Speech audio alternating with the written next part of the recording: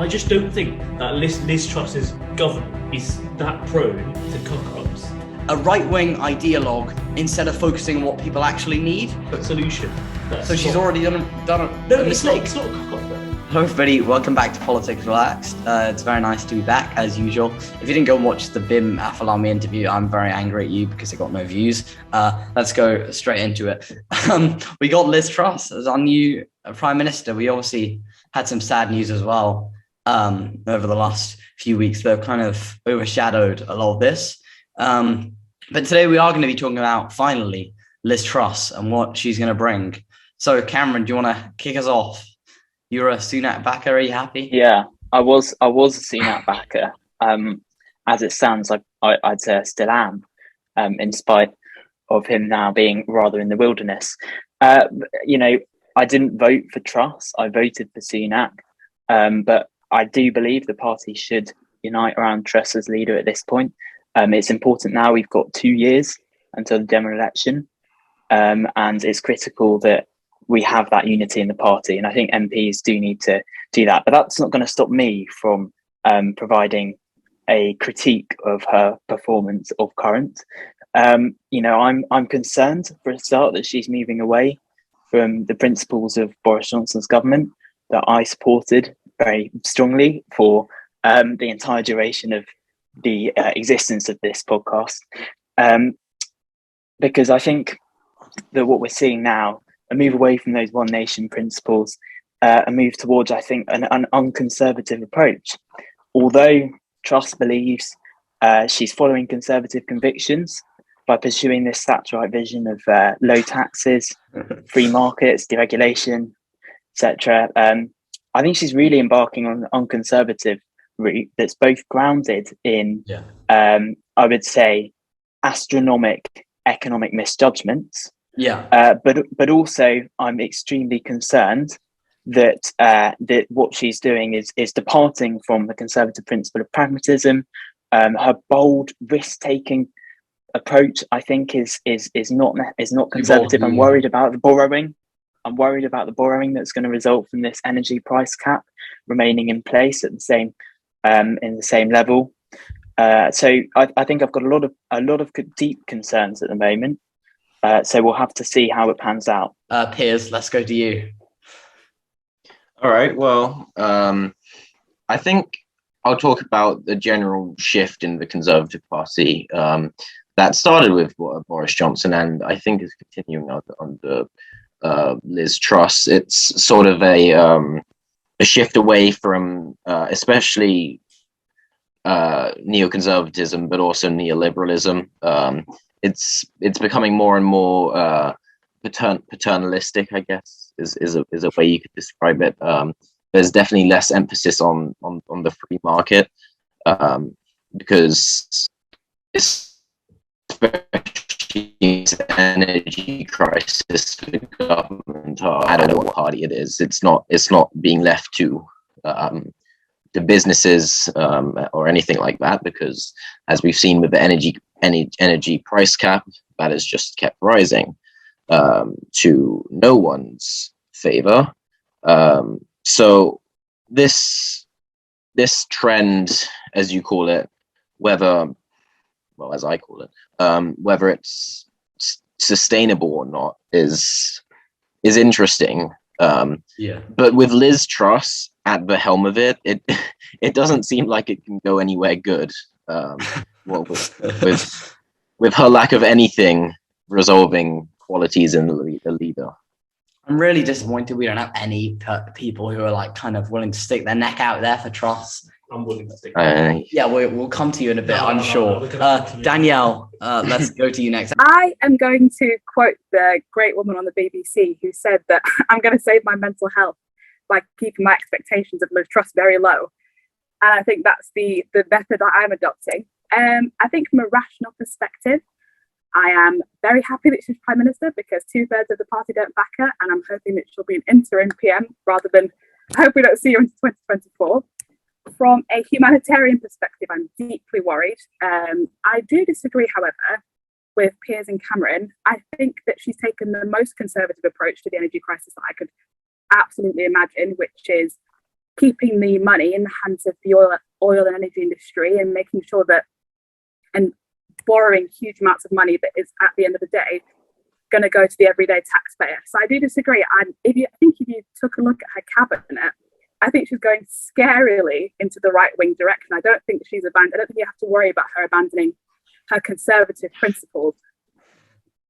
Cameron, we are going to come back to you, I'm sure, but there's a man to my left who really wants to butt in and speak. So Rajan, over to you.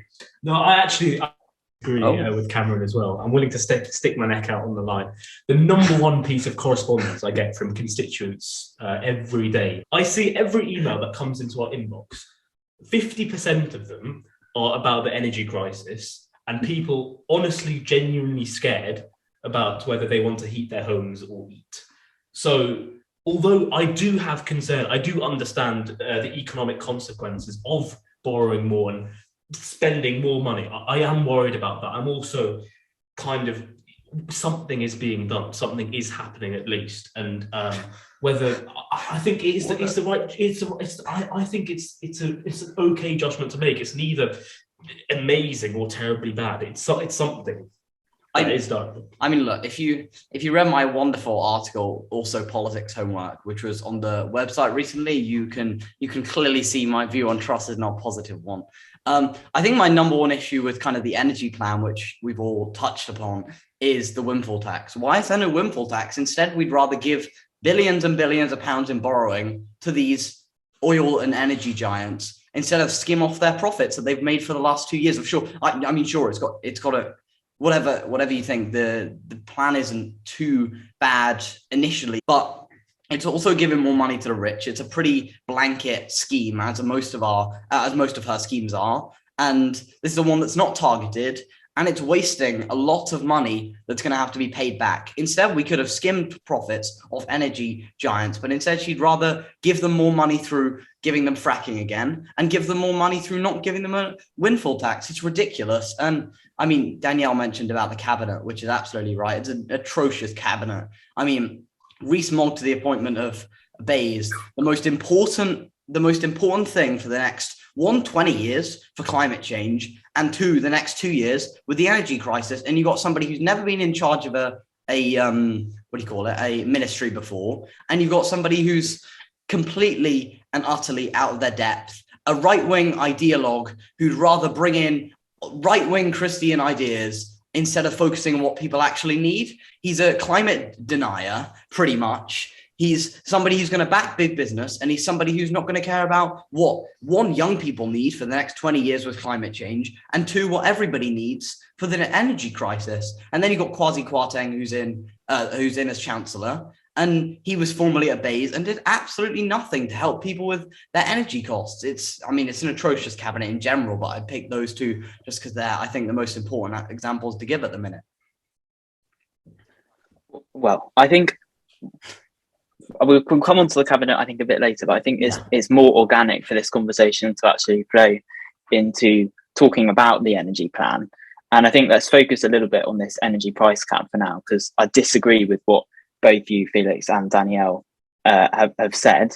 The energy price cap remaining at the same level does make sense from a perspective of helping people with their energy bills, clearly. I mean, preventing the massive rises in bills to potentially 5 times what they were before in January is an important measure to take.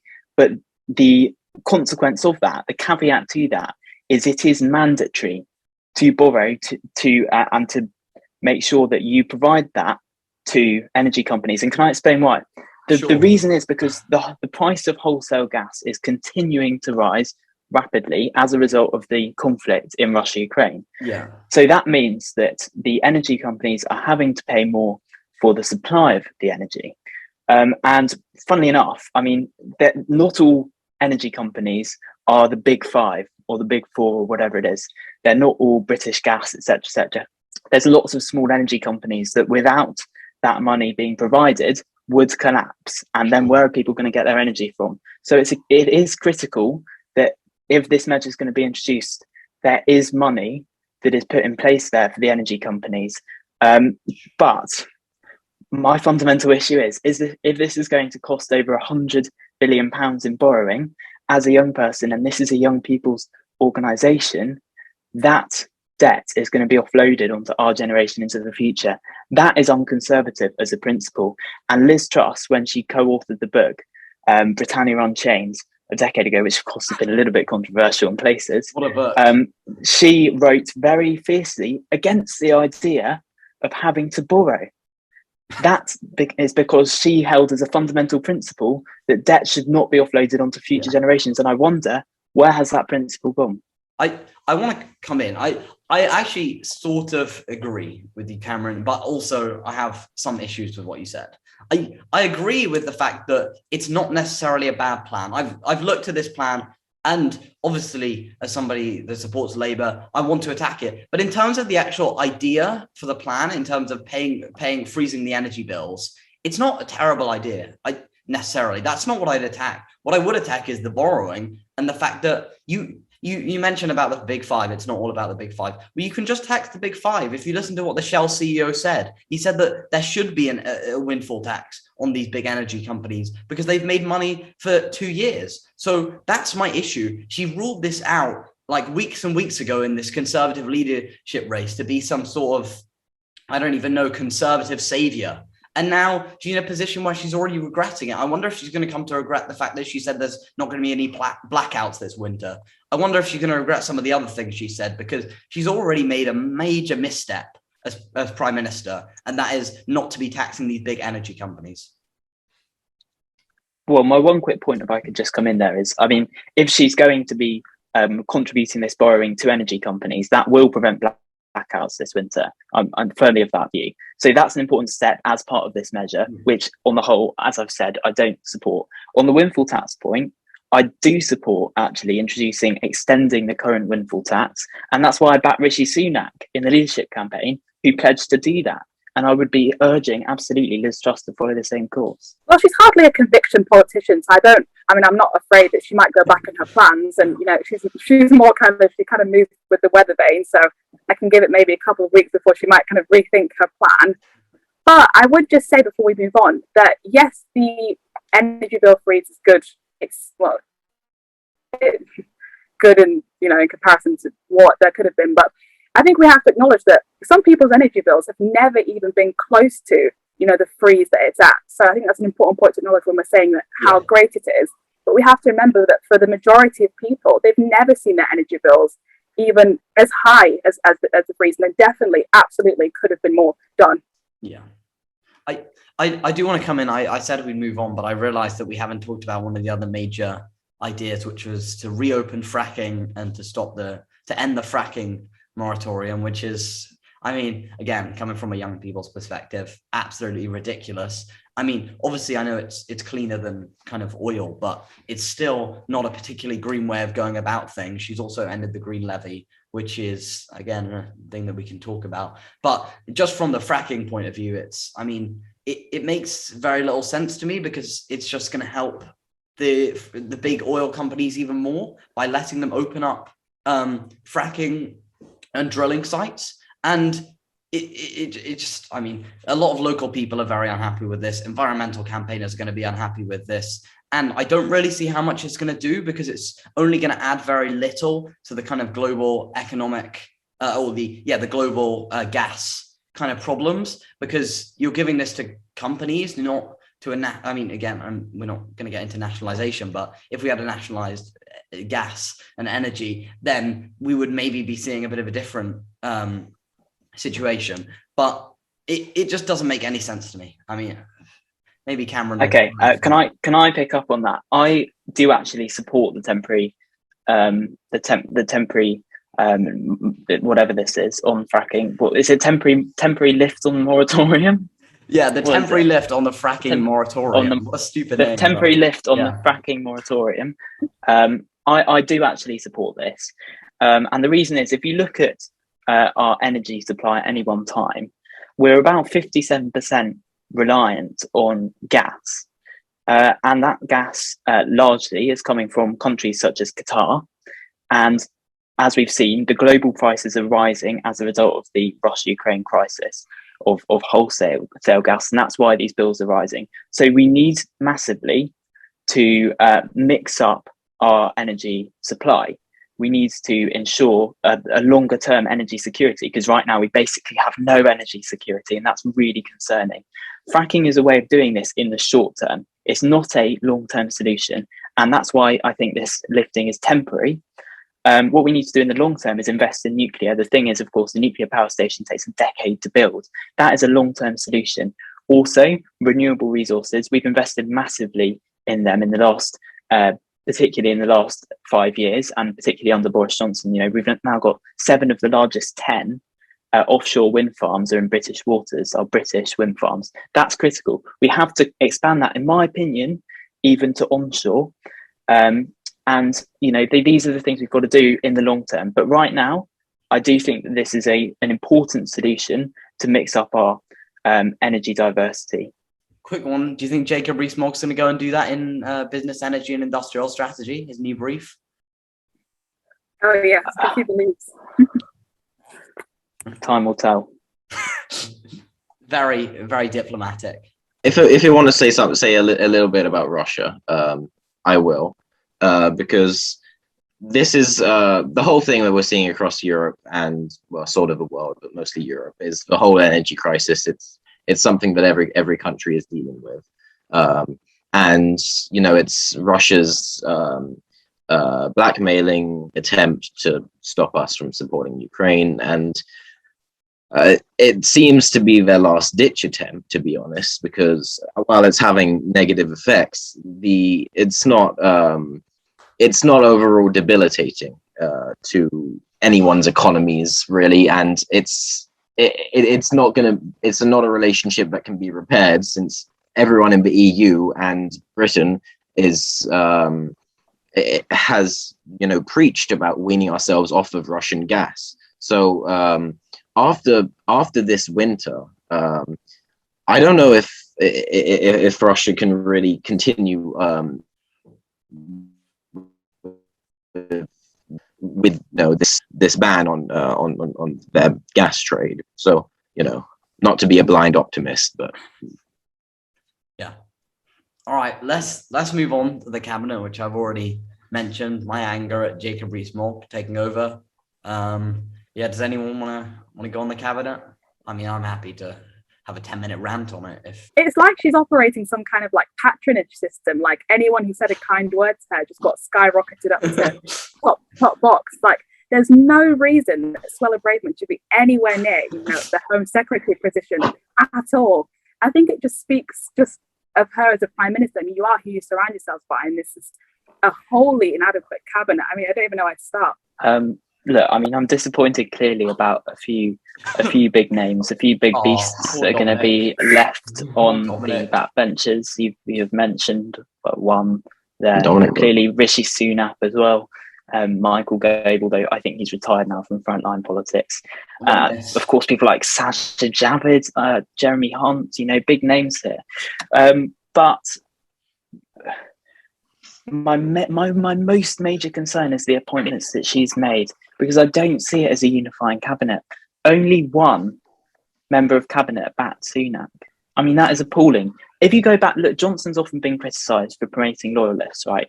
And towards the end of his premiership, he started to do that a lot more. But at the beginning, you look at his first cabinet, it was actually an extremely politically diverse cabinet with people from lots of different sides of the political debate. You know, you had people like Amber Rudd in there. You had people like Jacob Rees-Mogg in there. You had polar opposites there. It was a broad church cabinet.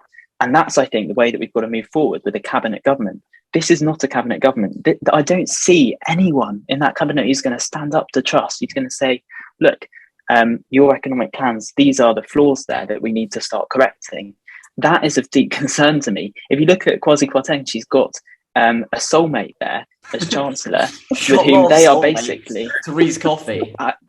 I've got to say, I mean, in terms of Kwasi Kwarteng and their relationship, I mean, you know, she's basically appointed her friend with benefits to Chancellor. But I think if you look elsewhere, particularly in that position, because you've got those free market economists in key economic positions, That's concerning. I'm happy with a couple of promotions. People like Michelle Donlan, Kemi Badenoch.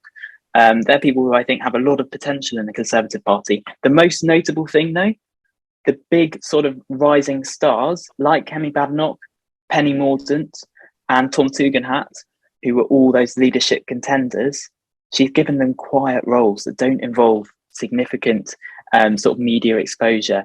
When have you ever seen the Trade Secretary, even though it's quite a senior cabinet position, when have you ever seen them on TV? No, because they're always abroad signing those trade deals very frequently.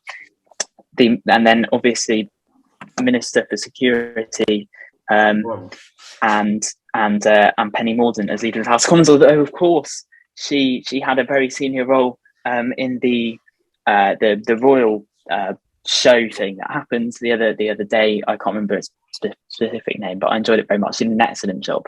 But yeah, I don't think Truss was too happy about that. Anyone? I'll go, but I'd rather. I do think Cameron's right. In fact, I was listening to Alistair Campbell's podcast with Rory Stewart, The Rest is Politics, where he was saying that ours is much better, just to kind of let everyone know. Yeah, obviously. Sorry, us, not them. Yeah. I do think she has made her cabinet very. There's a bit of a security threat because she's kept her friends quite close. But the issue with that is that you're at risk, people kind of, not to make it sound like a battlefield, but rising up from the outside. And I think she's left herself quite open to a lot of external threats, because the issue is when you push a lot of people out and you keep the people that you like, you kind of exist within an echo chamber. I think I don't see it lasting for a long time. And I do agree with Cameron. I do think it's very quite weak. Sorry to interrupt. One thing I'll say is she has to keep her tent extremely tight. I think no holes in there. There's going to be a lot of people trying to piss in.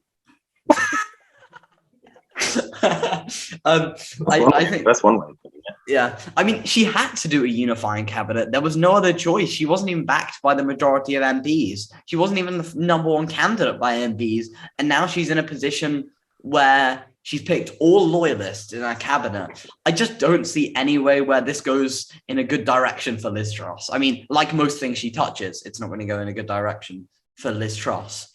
It's beyond me. Like Therese Coffey, what a shambolic appointment to health. Health is obviously one of my, as everybody probably knows, is one of my kind of pet subjects. And I mean, to put Therese Coffey in health at such an important time like this, as kind of an ally, and just to show everyone off that you've got your best friend with you as Deputy Prime Minister and Health Secretary, it annoys me so much. And I guarantee we're going to see cock-ups all over the cabinet, and it's just going to go so wrong. I mean, in a way, I mean, I don't sound that bad because of it, because I want to see Labour win the next general election. She might not even last that long at this rate. I disagree. Okay? We're going to get a general election call. I disagree with the sentiment that everything she touches is going to be a cock-up. Okay, what we've seen this week is decisive action on the energy bills, one of the biggest spending packages since the Second World War. And I think that's, there's something really key to note, that I just don't think that Liz Truss's government is that prone to cock-ups like everyone is mentioning today. We just spent 15 minutes discussing her energy plan. You didn't come in with a single rebuttal to everybody tearing it apart. What an amazing plan. Wait.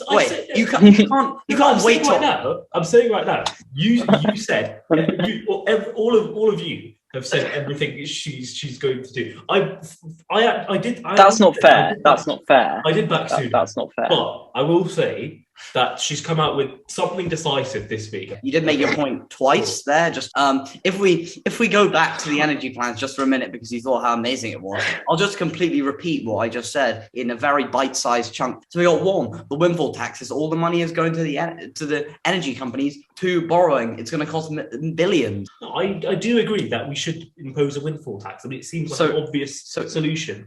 So she's already done a mistake. It's not a cock-up though. Well, it is, because we're going to have to spend.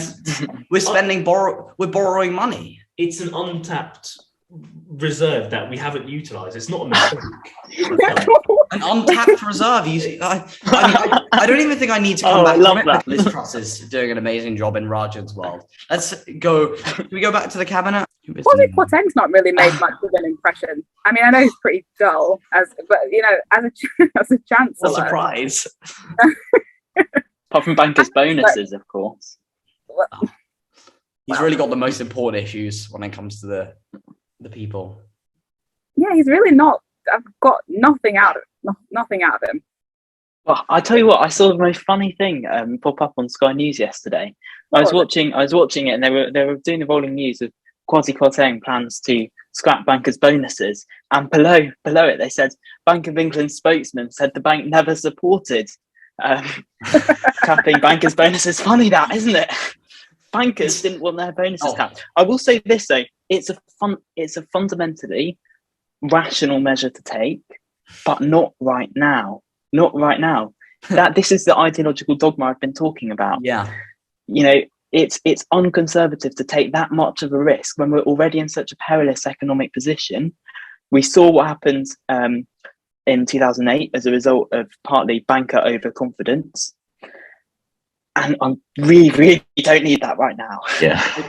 I think I'm gonna completely rip off someone's tweet. I can't remember who, some political editor, and they said it's the kind of there's a very clear dividing line now between Labour and the Conservatives, and this is going to show a very clear split, and probably is going to be a very big negative, I think, for the Conservatives when it comes to elections, because it's just giving whether or not we think it's a good idea is kind of irrelevant. It's more important with the optics and how it looks. It looks like you're giving millions and millions of pounds to bankers in the city when there are so many people struggling with their energy bills and struggling to eat and struggling to heat up their homes. And that's what it looks like. Whether you want to go into the actual policy or not is kind of doesn't really matter, because it's much more about the optics of this and how you've got Labour who are calling for a windfall tax. And then you've got Liz Truss, who is borrowing money and giving it to energy companies, and she is giving bankers bonuses. I mean, again, we can discuss those all day, but I think it's more important the clear ideological difference that's now